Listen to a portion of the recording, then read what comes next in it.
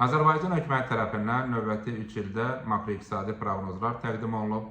Həmin proqnozlara əsasən Azərbaycan hökuməti manatın məzənnəsini stabil olaraq proqnozlaşdırır.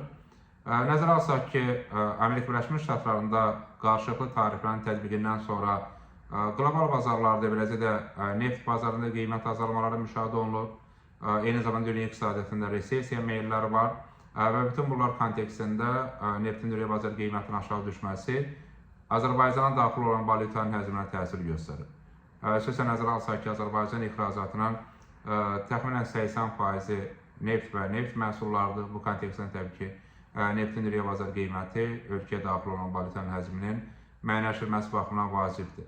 Amma Azərbaycan üzən məzənnə rejiminə keçmədiyi üçün növbəti dövrdə də manatın məzənnəsi birbaşa Mərkəzi Bankın mövqeyindən asılı olacaq.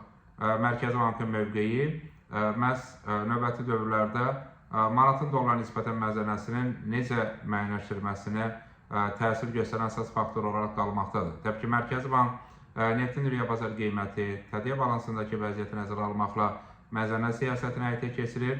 Xüsusən neftin dünya bazar qiyməti Azərbaycanın tədqiq balansına təsir göstərən əsas faktorlardandır.